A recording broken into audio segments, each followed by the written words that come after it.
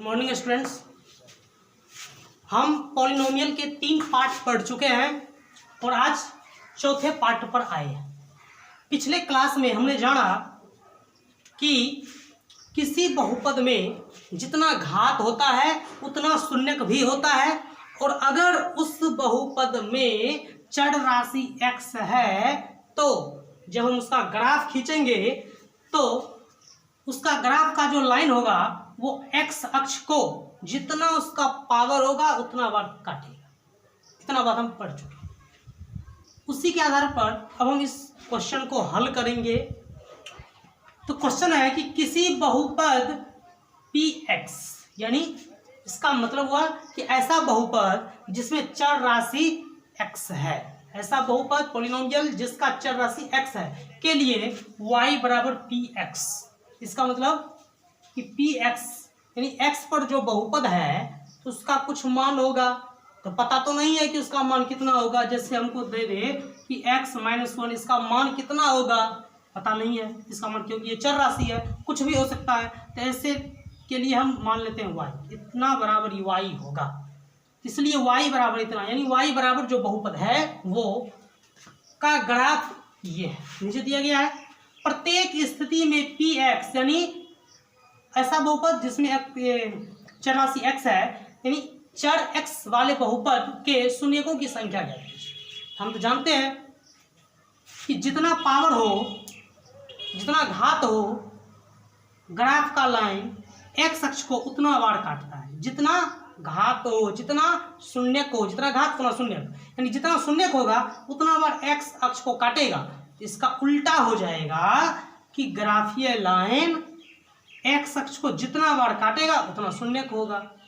हो गया आंसर हमारा निकल गया, जितना बार x अक्ष को काटेगा, क्योंकि यहाँ पर कह रहा है वो बहुपद क्या है, x चर राशि वाला बहुपद है, तो हमको x अक्ष को ही देखना है और किसी को नहीं। तो पहला चित्र में हम देखते हैं, चलिए इसको लिख लेते हैं 1 2 3 4 5 6। तो पहला चित्र में हम देखते हैं कि ग्राफ का लाइन x अक्ष को कितना बार काट रहा है। एक बार भी ये काट नहीं रहा है, सिर्फ y अक्ष को काट रहा है। हमको कह रहा है कि ऐसा बहुपद है जिसमें चर राशि x है, हमको देखना है x अक्ष, और x अक्ष को ग्राफीय लाइन नहीं काट रहा है, आंसर होगा 0। दूसरे चित्र में देखते हैं कि ग्राफ का लाइन x अक्ष को एक बार काट रहा है, तो जितना शून्यक उतना बार x अक्ष को काटेगा। इसका उल्टा, ग्राफ का लाइन x अक्ष को जितना बार काटेगा उतना शून्यक। यहाँ पर एक बार काट रहा है x अक्ष को, इसलिए इसका आंसर हो जाएगा 1। अब यहाँ पर हम देख रहे हैं कि ग्राफ का लाइन x अक्ष को 1 2 3 बार काट रहा है, इसका आंसर होगा 3। यहाँ पर देख रहे हैं तो ये ग्राफ का लाइन जो है x अक्ष को 2 बार काट रहा है, आंसर होगा 2। इसमें देख रहे हैं तो 1 2 3 4, इसका आंसर हो जाएगा 4। यहाँ टच करें तो उसको एक गिनती में लाया जाता है, 1 2 3, इसका आंसर हो जाएगा 3। इस प्रकार से हम समझ सकते हैं कि कैसे हम शून्यकों की संख्या ज्ञात कर सकते हैं, कि कितना शून्यक होगा वो हम कैसे ज्ञात कर सकते हैं। इसी जगह अगर क्वेश्चन में हमको ये दे देता कि x बराबर py, तब हम y अक्ष को देखते, यानी ऐसा बहुपद जिसमें चर राशि y है, कुछ ऐसा आ जाता 3y + 5 ऐसा बहुपद है, तब हम y अक्ष को देखते कितना बार काट रहा है। लेकिन हमको क्वेश्चन में दिया है कि y बराबर जो है x चर वाला बहुपद है उसका ग्राफ, तो हमको x अक्ष को ध्यान में रखना है, और इस प्रकार से हम शून्यकों की संख्या इस ग्राफ के अनुसार बता सकते हैं। तो ऐसा क्वेश्चन कभी कभी ऑब्जेक्टिव में दे सकता है, चित्र दे देगा, कहेगा कि दिए गए चित्र में शून्यकों की संख्या ज्ञात करें। तो वहाँ पर सबसे पहले ये दिमाग में आपको रखना पड़ेगा क्या है, यानी वो बहुपद जो है तो बहुपद में चर राशि कौन है वो हमें ध्यान में रखना होगा। अगर ये पता चल जाए कि बहुपद में चर राशि कौन है तो उसके अनुसार हमको पता कर लेना है किस अक्ष को हम ध्यान में रखें, किस अक्ष को कितना बार काट रहा है, उसके अनुसार सुनेगा। अभी x अक्ष का रहा है, चर राशि अगर x है बहुपद में तो x अक्ष को देखेंगे कितना बार ग्राफ का लाइन काट रहा है। अगर बहुपद में y चर राशि है तो वाई एक्स को ग्राफ का लाइन कितना बार काट रहा है, वही आंसर है। तो इस प्रकार से हम देख लिए हैं कि इस टाइप का क्वेश्चन अगर पूछेगा तो हम जवाब दे सकते हैं। चलिए अब आगे चलते हैं।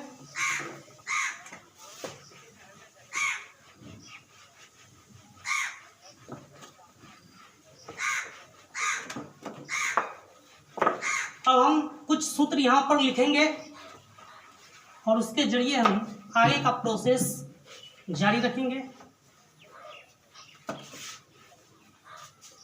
तो चलिए फिलहाल हम कुछ सूत्र लिखते हैं द्विघात बहुपद के लिए।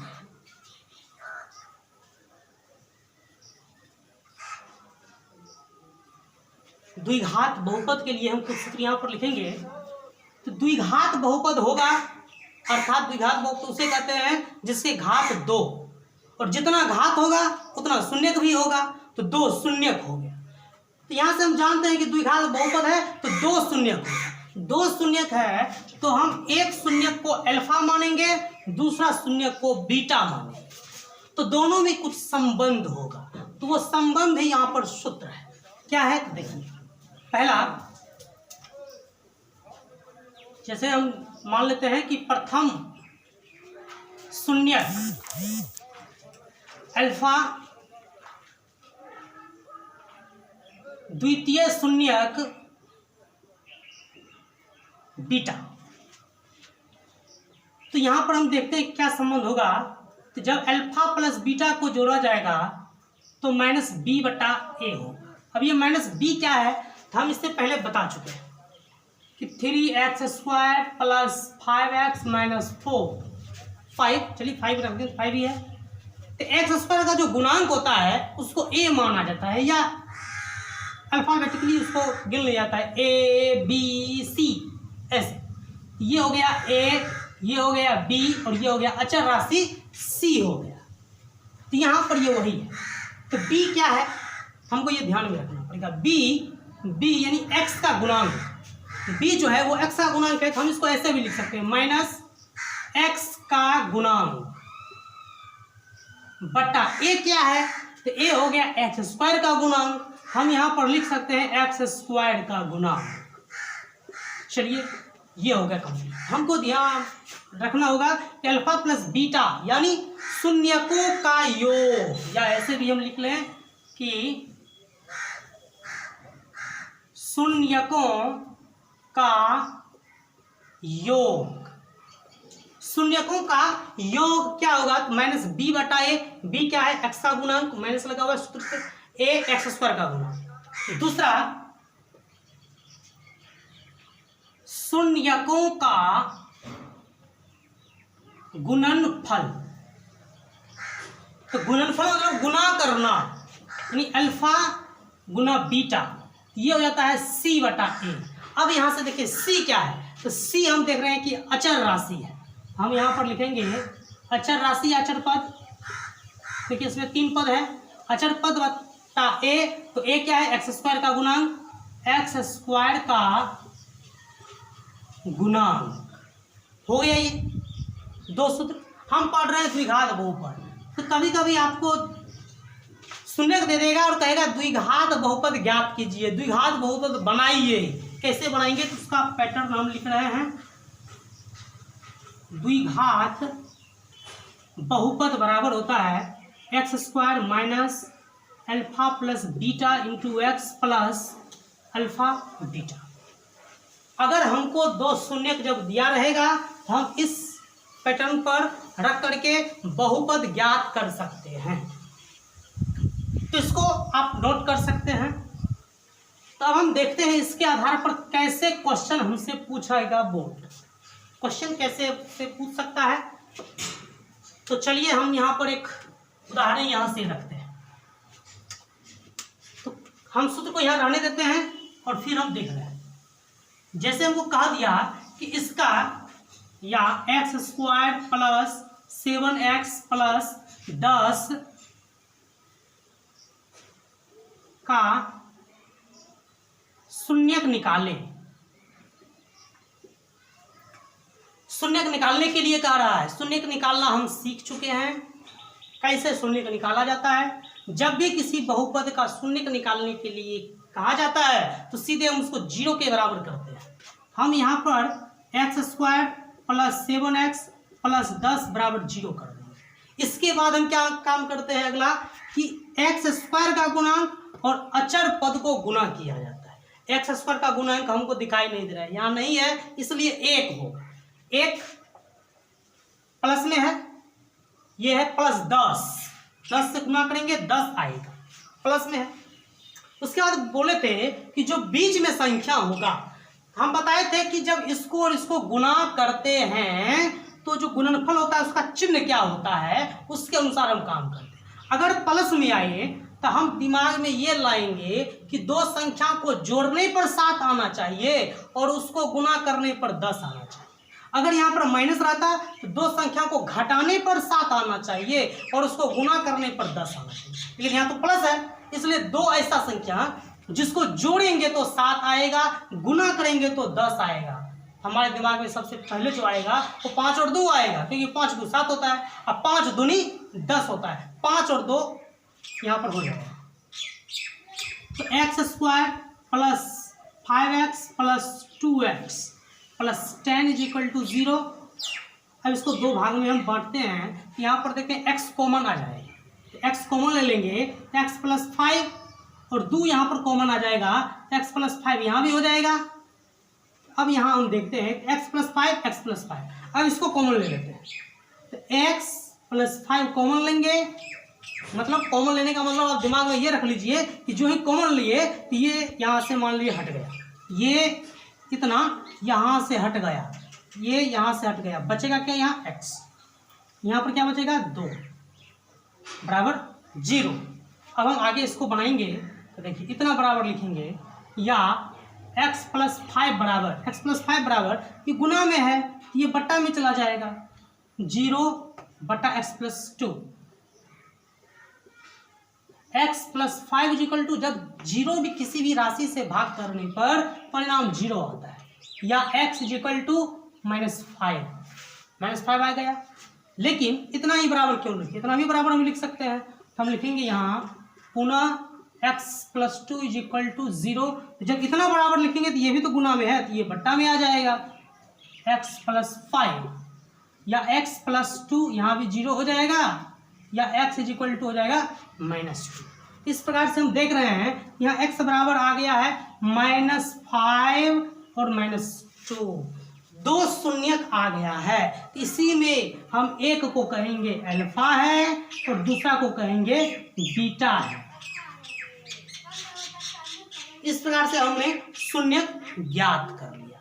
लेकिन इसी में क्वेश्चन पूछ सकता है कि शून्यक ज्ञात कीजिए और शून्यकों और गुणांकों के बीच, शून्यक और गुणांक के बीच संबंध की सत्यता की जांच कीजिए। ये शून्यक और गुणांक में क्या संबंध है, हम यहाँ पर देखते हैं। क्या क्वेश्चन को हम मिटाते हैं, पहले इसको हम मिटा लेते हैं।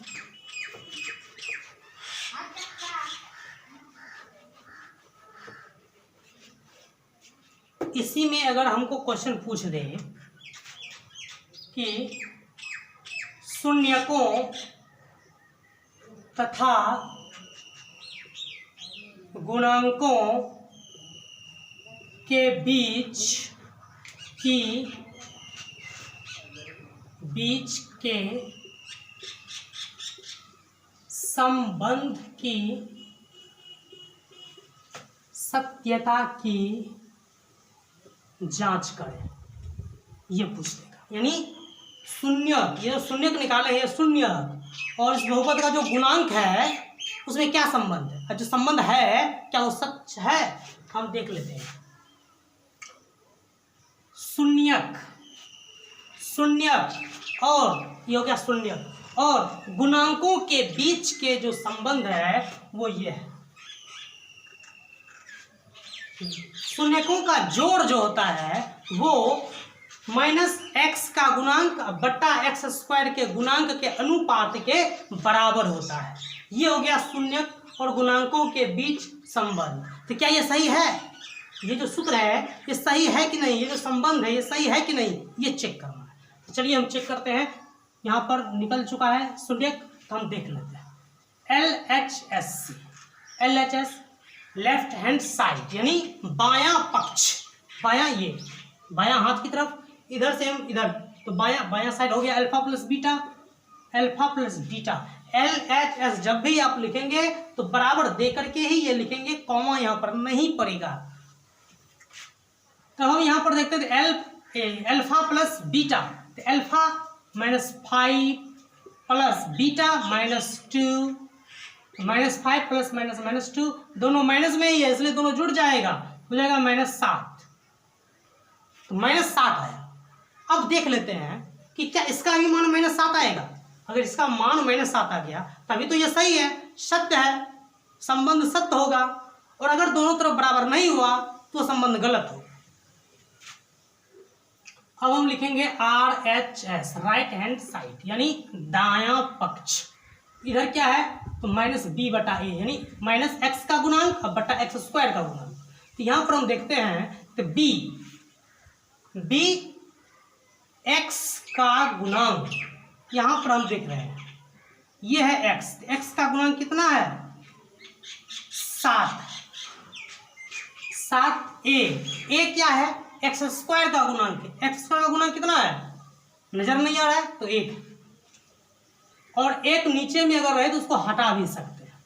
यहाँ पर हम देख रहे हैं कि शून्यकों का योग -7 आ रहा है और गुणांकों का अनुपात भी यहाँ पर -7 आ रहा है, अर्थात ये जो संबंध है ये संबंध सही है, इसलिए ये सही हो गया।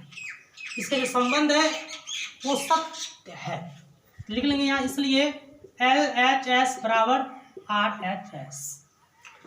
अब अल्फा गुना बीटा बराबर C/A भी आता है। इसके जरिए भी अगर हम जांच करेंगे तो हमारा रिजल्ट सही आएगा, इसके बीच का जो संबंध है वो सही आएगा। लेकिन हमको दोनों सूत्र से संबंध की सत्यता जांच नहीं करनी है, सिर्फ एक ही सूत्र से, या तो इस सूत्र के आधार पर चेक कर लेंगे या फिर इस सूत्र के आधार पर चेक कर लें, दोनों में से किसी एक सूत्र से ही चेक करना है। जैसे यहाँ पर देखिए, अगर हमें जरूरत पड़ जाए कि मान लीजिए हमको कह दे इसी से चेक करने के लिए, तो अल्फा गुना बीटा, फिर हम लिखेंगे LHS बराबर अल्फा गुना बीटा। तो अल्फा कितना है, अल्फा है -5, बीटा कितना है -2, तो माइनस माइनस प्लस, क्योंकि यहाँ पर गुना हो रहा है तो माइनस माइनस प्लस, 5 दूना 10, 10 हो गया। इधर से देख रहे हैं RHS C/A, C यानी अचर पद, अचर पद इसमें क्या है 10, नीचे में A, इसलिए इसको 10 लिखेंगे। और यहाँ भी LHS का मान 10 है, RHS का भी मान 10 है, दोनों तरफ बराबर है। इस प्रकार से अगर चेक करने के लिए अगर सीधे कहे कि शून्य ज्ञात कीजिए तो हम शून्य ज्ञात कर लिए, हो गया। लेकिन अगर इसी में जोड़ दे आगे कि शून्य ज्ञात कीजिए और शून्यकों तथा गुणांकों के बीच के संबंध की सत्यता की जांच कीजिए, तो फिर ये संबंध दर्शाना होगा, ये दोनों में से कोई एक संबंध पर चेक करना होगा। क्योंकि जब 3 मार्क्स का क्वेश्चन पूछा जाता था तो इस टाइप का क्वेश्चन पूछता था, लेकिन अब 2 मार्क्स का क्वेश्चन और 5 मार्क्स का ही पूछ रहा है, तो ज़्यादा संभावना बनेगी सिर्फ शून्य तक पूछने की। लेकिन सीखना है तो आपको ये भी जरूरी है। तो चलिए यहाँ हम ये सीख गए हैं, इसके आगे हम कुछ और जानकारी प्राप्त करते हैं।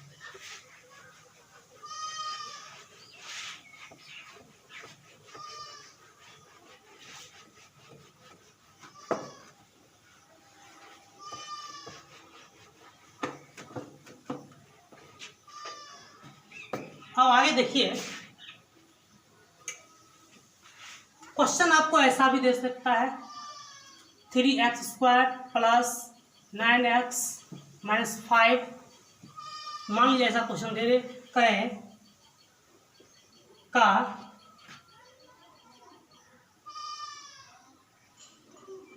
शून्यकों, बहुपद इतना में शून्यकों का योग और गुणनफल ज्ञात करें। ध्यान दीजिए, हमको कह रहा है ये जो बहुपद है इसमें शून्यकों का योग और गुणनफल ज्ञात करें। आपसे पूछ रहा है शून्यकों का योग, ध्यान दीजिएगा, शून्यकों का योग यानी अल्फा प्लस बीटा पूछ रहा है। फिर गुणनफल यानी अल्फा गुने बीटा पूछ रहा है। जो पूछे उसी के बारे में हमें सोचना है। तो सबसे पहले तो यहाँ पर बहुपद है 3x² + 9x - 5। हम बताए हैं जब ये अल्फा प्लस बीटा की बात करेंगे, अल्फा गुने बीटा की बात करेंगे तो ए बी सी की चर्चा होगी ही। तो यहाँ ए हो जाएगा 3, बी हो जाएगा 9 और सी हो जाएगा -5 अचर पद।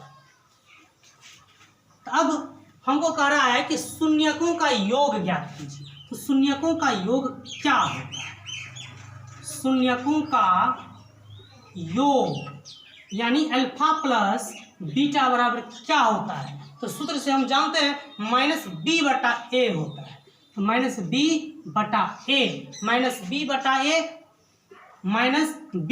-b क्या है देख लेते हैं। b जो भी है यहाँ पर होगा 9 है, तो 9। a क्या है? a का मान 3 है, कट सकता है 3 तिहाई 9 - 3। मतलब यहाँ हमको शून्यकों का योग ज्ञात हो। फिर गुणनफल भी पूछ रहा है, तो फिर हम लिखेंगे शून्यकों का गुणनफल बराबर, गुणनफल यानी अल्फा गुने बीटा बराबर c/a। तो c क्या है? c तो अचर पद हो गया। तो अचर पद कहाँ है? यहाँ c -5 a का मान कितना है? 3। यहाँ पर आ जाएगा गुणनफल -5/3। इस प्रकार से जो हमसे पूछेगा, जिस प्रकार से पूछेगा उस सूत्र हमको पता है, आराम से हिसाब बन जाए। चलिए हम आगे चलते हैं। इसी क्वेश्चन को हम अगर देखें,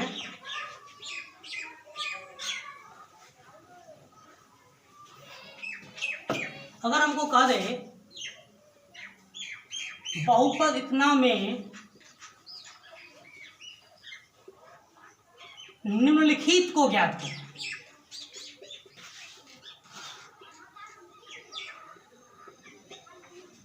बहुपद इतना में निम्नलिखित को ज्ञात करें। क्या निम्नलिखित को ज्ञात करें? वो हम यहाँ पर लिखते हैं।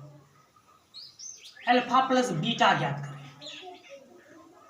अल्फा गुने बीटा ज्ञात करें, अल्फा² प्लस बीटा² ज्ञात करें, अल्फा प्लस बीटा बटा अल्फा गुने बीटा ज्ञात करें,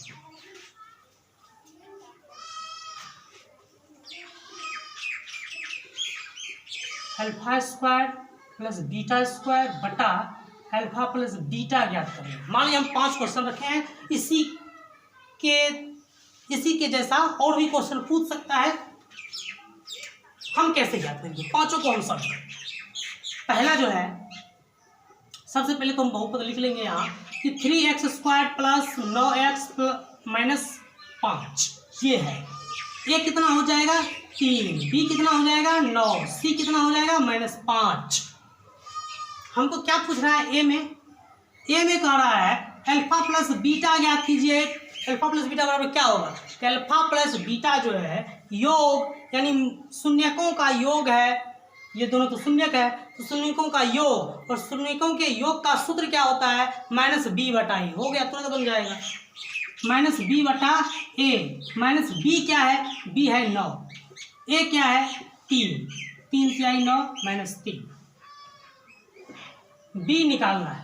b में क्या पूछ रहा है? अल्फा गुना बीटा। अल्फा गुना बीटा c/a होता है। सूत्र से हम जानते हैं मूलों का गुणनफल बराबर c/a, अचर पद अब बटा x² का गुणांक। c क्या है? c का मान हो गया -5। a कितना है? a का मान हो गया 3। हो गया, ये भी निकाल।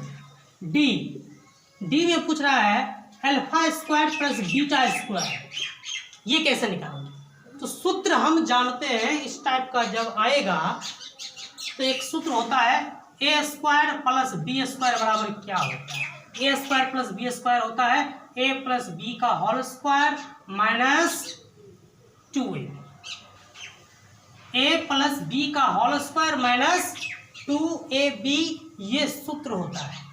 अब हम यहाँ पर देखते हैं हम यहाँ पर लिख देंगे कि अल्फा प्लस बीटा का whole square minus 2 alpha beta. अब देखिए जो हमें चाहिए वो आ गया। अल्फा प्लस बीटा का होल स्क्वायर यानी शून्यकों के योग का स्क्वायर है, और यहाँ 2 गुना अल्फा गुने बीटा क्या होता है, शून्यकों का गुणनफल। यहाँ अल्फा प्लस बीटा है और अल्फा प्लस बीटा क्या होता है तो माइनस बी बटा ए होता है। तो हम यहाँ क्या करेंगे, माइनस बी बटा ए स्क्वायर है तो स्क्वायर, माइनस तो माइनस 2 गुना अल्फा गुने बीटा, और अल्फा गुने बीटा क्या होता है सी बटा ए, तो सी बटा ए। अब देखिए माइनस बी का मान कितना है 9, ए का मान कितना है 3, स्क्वायर है तो स्क्वायर, सी का मान कितना है -5, ए का मान कितना है 3, माइनस माइनस तो प्लस हो जाएगा, यहाँ काट दे तो -3 बचता है, तो माइनस माइनस प्लस 3 किया है 9 माइनस माइनस प्लस 2 पंचे 10 बटा 3, कुछ बटा में कुछ नहीं है तो एक रख सकते हैं, 3 9 किया 27 प्लस 10 बराबर हो जाएगा 37 बटा 3। इसका भी मान निकल चुका है। अब A B C D, A B ये सी था, सी डी यहाँ पर है। अब हम डी बनाते हैं। डी में क्या है, अल्फा प्लस बीटा बटा अल्फा बीटा। अब देखिए अल्फा प्लस बीटा यानी मूल शून्यकों का योग, शून्यकों का योग क्या होता है तो माइनस बी बटा ए, ये हो गया सिर्फ कितना का माइनस बी बटा ए बटा, अब अल्फा गुने बीटा क्या होता है सी बटा ए, सी बटा ए। अब इसको ऐसे रख लीजिए, माइनस बी बटा ए गुना ये ए ऊपर चला जाएगा, सी नीचे आ जाएगा, ए और ए कट गया बराबर माइनस बी बटा सी। यहाँ आ गया तो माइनस, और बी कितना है तो बी का मान है 9, सी कितना है सी का मान है -5, दोनों माइनस हो गया, माइनस कैंसिल हो जाएगा, 9 बटा 5, 9 बटा 5 आ गया। डी का भी मान हमने ज्ञात कर लिया है। अब एक बचा है ई, अब ई को हम ज्ञात करके देखते हैं।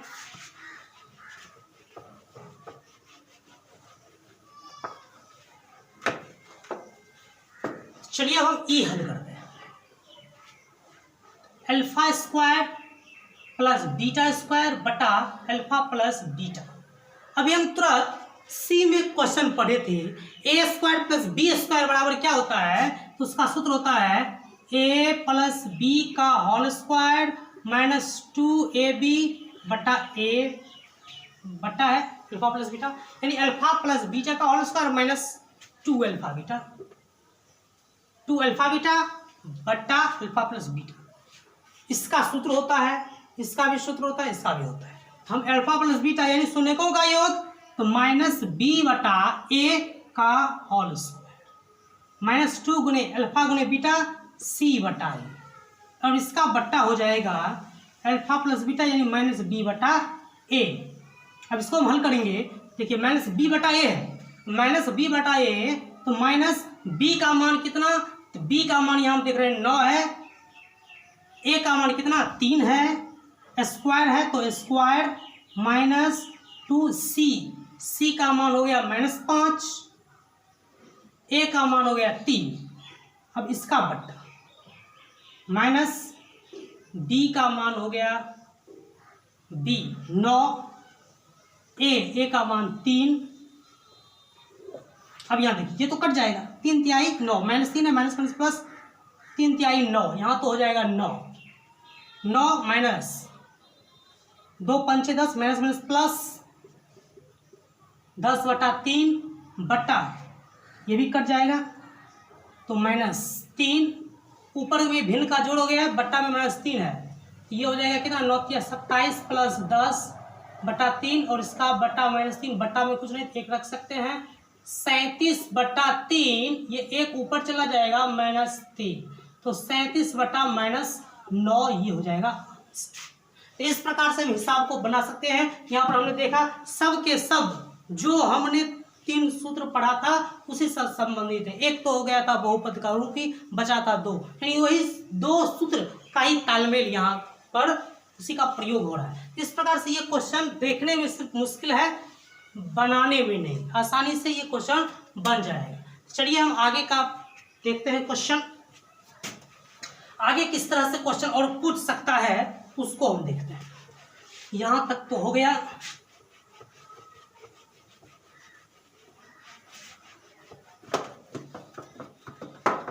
इस प्रकार से हम इसका शून्यक निकाल चुके हैं। अगर इसका शून्य कहीं निकालें तो कैसे निकालेंगे, हम ये भी सीख चुके हैं। एक्स स्क्वायर माइनस 3 बराबर 0 कर देंगे, हो गया। और आगे तो एक्स स्क्वायर बराबर ये इधर चला जाएगा 3 हो जाएगा, या एक्स बराबर प्लस माइनस 3, यानी द्विघात बहुपद है तो 2 शून्य होगा ही, तो 1 प्लस √3 और 1 माइनस √3 शून्य हो जाएगा, हो गया इसका काम खत्म। फिर अगर कहेगा हमको चेक कीजिए तो वहाँ पर ए बी सी तीनों की चर्चा करनी होगी, फिर हम कैसे करें। देखिए इसको हम ऐसे भी लिख सकते हैं, एक्स स्क्वायर प्लस, क्योंकि इसमें एक्स ए है, अचर राशि है, अचर को हम सी बोलते हैं, बीच में बी वाला पद नहीं है, तो उसको बनाने के लिए हम ऐसा लिख देंगे। 0 को जब x से गुना करेंगे तो 0 ही होगा, यानी जो ये है वही ये भी है, बस 3 रूप में बन गया है।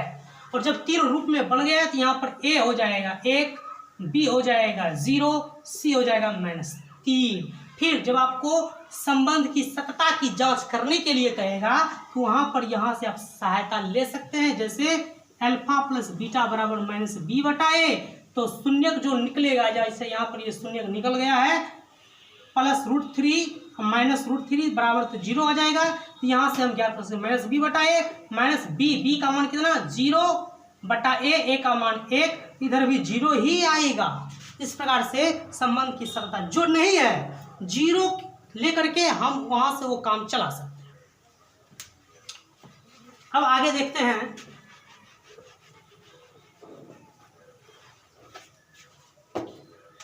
तीसरा ये देखते हैं, इसका शून्य 4u² प्लस 8u, कहेगा इसका शून्य ज्ञात कीजिए कितना होगा।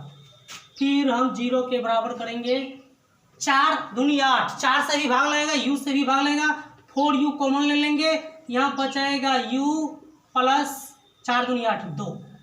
यहाँ पर आप देख लीजिए 2 गुना के रूप में है, तो एक हो जाएगा 4u बराबर 0 बटा u प्लस 2, या 4u बराबर 0, या u बराबर 0 बटा 4 बराबर 0। पुनः अब इतना लिखेंगे, u plus 2 is equal to 0 बटा, अब ये गुना में ये बट्टा में आ जाएगा 4u, या u plus 2 is equal to 0, या u इज इक्वल टू -2। तो दोनों शून्य निकल गया, u का मान 0 और -2। अब कहेगा कि संबंध की सतता की जांच कीजिए, शून्यकों और गुणांकों के संबंध की सतता की जांच। फिर यहाँ पर अल्फा प्लस बीटा बराबर -b बटा a, तो शून्य तो हमको पता चल गया है -2 ही होगा, तो -2, लेकिन इधर -2 कैसे आए, -b का मान कितना है b का मान है 8, a का मान 4, यहाँ से तो बन जाएगा -2। लेकिन जब ये संबंध की सत्ता की जांच हम करेंगे तो c का प्रयोग होगा, तो a है, b है, c मतलब अचर राशि नहीं है, तो अचर राशि 0 रखना पड़ेगा। हो गया ये भी हिसाब कंप्लीट। अब देखते हैं कि अल्फा और बीटा से संबंधित और कौन सा क्वेश्चन हमसे पूछ सकता है। जैसे हमको क्वेश्चन दे दिया कि निम्नलिखित शून्यकों की, या ऐसे क्वेश्चन देगा कि बहुपद बनाइए यदि शून्यक निम्नलिखित हो, शून्यक निम्नलिखित हो, जैसे दे दे 2 - 1, 4 √3, 0 -5, ऐसा शून्यक दे दे और कहे कि ये 2 शून्यक है और आप बहुपद बनाइए। शून्यक कह रहा है, तो शून्यक यानी दो गो शून्यक दे दिया है, इसका मतलब द्विघात बहुपद बनेगा। तो हमको रखना है अल्फा, मान लेते हैं अल्फा 2 और बीटा -1, अल्फा बीटा दे दिया है। देखिए अब हम क्या करेंगे, तो द्विघात बहुपद में किसकी जरूरत होती है, तो एक बार सूत्र को दिमाग में रखिए। तो द्विघात बहुपद बराबर होता है x² minus alpha plus beta into x, alpha plus beta into x plus alpha गुने बीटा, ये दो चीज का जिक्र आता है। इसका ये दोनों चीज हमें ज्ञात करना है। तो हम क्या कर लेते हैं, एक बार जोड़ निकालना है, तो 2 प्लस माइनस हो जाएगा 1, और एक बार गुना निकालना है, 2 गुना -1 बराबर -2। अब लिखेंगे कि द्विघात बहुपद बराबर उसका जो सूत्र होता है alpha plus beta into x और प्लस अल्फा बीटा, हो जाएगा x² minus alpha plus beta. ध्यान दीजिए अल्फा प्लस बीटा कितना है, alpha plus beta 1x, alpha गुने बीटा -2, x² 1 को नहीं लिखा जाता है, तो -x प्लस -2, ये हो जाएगा हमारा बहुपद। दूसरा देखिए, फिर यहाँ पर अल्फा हो जाएगा 4, बीटा हो जाएगा √3। तो एक बार क्या करना पड़ेगा, योग निकालना पड़ेगा, एक बार गुणनफल निकालना पड़ेगा, यानी अल्फा प्लस बीटा बराबर 4 प्लस √3 और अल्फा इंटू बीटा बराबर 4 गुना √3, गुना होने का चांस यहाँ पर नहीं है इसलिए 4√3 आ जाएगा। तो द्विघात बहुपद बराबर होता क्या है, द्विघात बहुपद बराबर होता है x² minus alpha plus beta into x plus alpha beta. तो x² minus alpha plus beta, alpha plus beta कितना है, अल्फा प्लस बीटा है 4 plus √3 into x plus alpha beta कितना है 4√3 है। ये ऐसे का ऐसे ही रह जाएगा क्योंकि ये दोनों जुड़ने वाला है नहीं, बस हो गया यहीं पर ये बहुपद कंप्लीट। उसके बाद तीसरा बनाते हैं,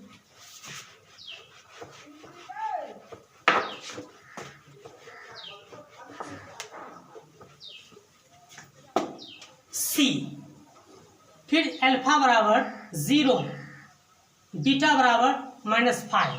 तो फिर यहाँ पर हमको एक बार जोड़ना पड़ेगा और एक बार गुना करना पड़ेगा, 0 गुना -5 बराबर 0 ही होगा। फिर हमको द्विघात बहुपद बनाएंगे, द्विघात बहुपद बराबर x² minus alpha plus beta into x plus alpha beta.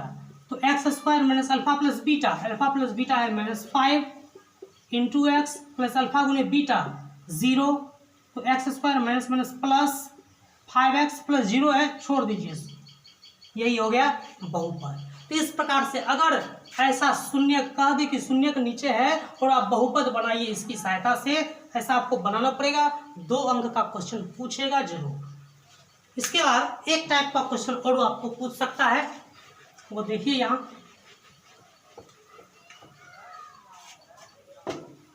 ऐसा क्वेश्चन रहेगा कि द्विघात बहुपद बनाइए यदि शून्यकों का योग और गुणनफल क्रमशः निम्नलिखित है। 5 2 7 -3